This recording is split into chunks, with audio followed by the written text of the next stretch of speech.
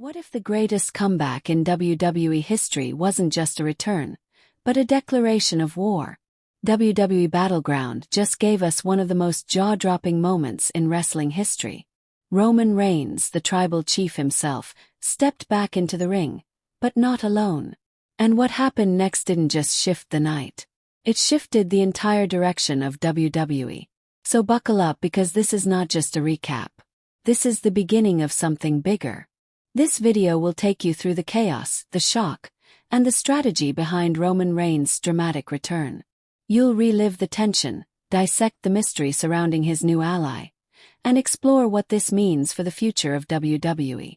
Stay until the end, because the implications are deeper than anyone's talking about. Let's rewind. The road to Battleground wasn't smooth, but it was paved with signs if you knew where to look. Saturday night main event laid the foundation. Octane matches, close calls, superstars throwing everything at the wall, as if the whole roster sensed a storm brewing. Every promo, every stare-down carried more weight than usual. And in the back of everyone's mind was one question: would Roman Reigns come back? Speculation exploded online. Theories ranged from a bloodline reunion to Reigns showing up just to announce retirement.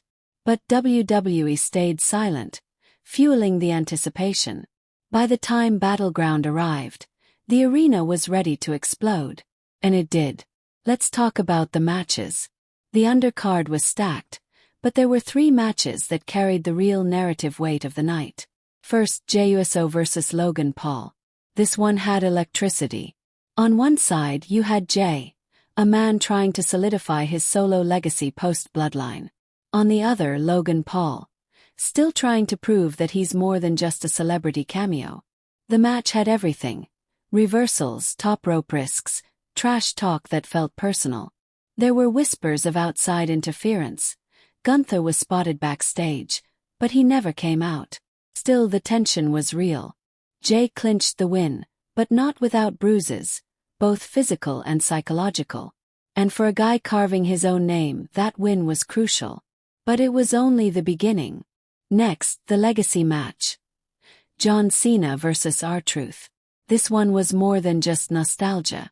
Sure, it had the crowd laughing and chanting old catchphrases, but there was an undertone of finality. 2 veterans, 2 icons. Cena walked away with the win, but the real drama came after. The post-match standoff. Orton watching from the ramp. Lesnar appearing briefly on the Tron. Lurking.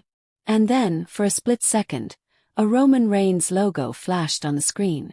Just long enough to notice. Just long enough to send Twitter into meltdown.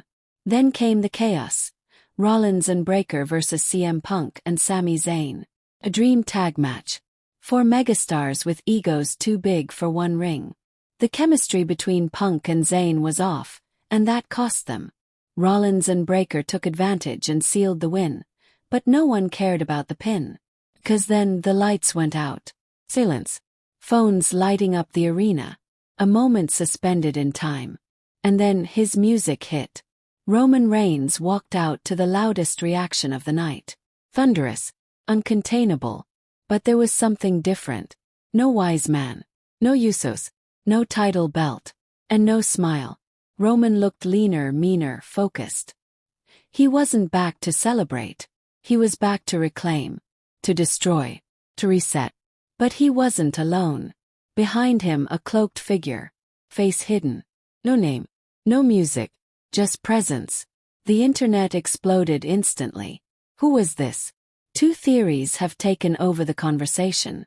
First, Zilla Fatu, the son of the late Umaga, a legitimate heir to the Samoan legacy. A bloodline revival with new blood. Would make sense. Zilla's been making waves in the indie scene, and this would be the perfect way to introduce him to the big stage. Second, Dean Ambrose. Or rather, Jon Moxley. Yeah, that's right. The Shield's missing piece. This theory is more explosive and less likely. But wrestling is about moments. And this moment had Shield energy. The darkness. The stare. Posture. It was calculated ambiguity. Roman didn't speak. He didn't need to. He just attacked. Rollins didn't see it coming. A Superman punch out of nowhere. Breakker tried to fight back, but the cloaked ally intercepted him with a move that looked eerily similar to a Death Rider. The crowd lost its mind. Was it Moxley?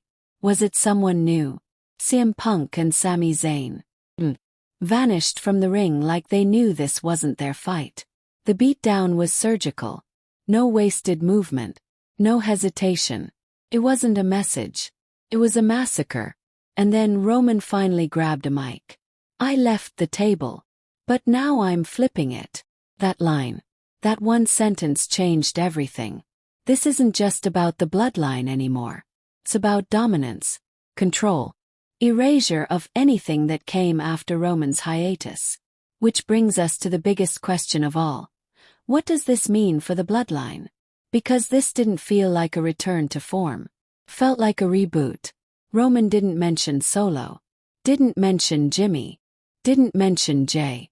This wasn't about family. It was about force. Maybe we're looking at a new faction entirely. A darker, meaner, less personal unit. Bloodline 2.0 without the family drama. Just power. Fans are torn. Some want the original members to reunite. Others are excited by the possibility of Roman building something bigger. A faction that stretches beyond family. Into chaos. Into legacy. Into vengeance. Could Ambrose really be back? Is WWE working a secret cross-promotion with AEW? Or is this just masterful misdirection? Let's not forget, Roman plays the long game. And this return, it's not about nostalgia. It's about leverage. Because what's next? Well, let's look at the fallout. Backstage reports say Rollins was helped out by officials and is being evaluated for a concussion storyline. Breakker's status is unknown. But the rumors are that both will be off TV for at least a week. Meanwhile, Roman and his ally left through the crowd. No music, no lights, just chaos behind them. The symbolism is loud and clear. No one is safe. Not Rollins. Not Cody. Not Cena. Not even the champions. This is scorched earth strategy. Roman didn't come back for closure. He came back for conquest. And now, WWE feels different. Pacing. Tone. Fear. Locker rooms are unsettled. Everyone is looking over their shoulder. Is Roman gunning for the undisputed title again? Or is he coming for something else? Something broader. Let's talk tag division. Could this new pairing enter as a dominant force? Think about it. Roman and a new Shield of Destruction. Walking straight into the tag title scene and dismantling the whole structure. Or maybe it's about titles, plural. Not just one. All of them. Imagine Roman chasing the undisputed title while his ally targets the Intercontinental or US Championship. Total domination.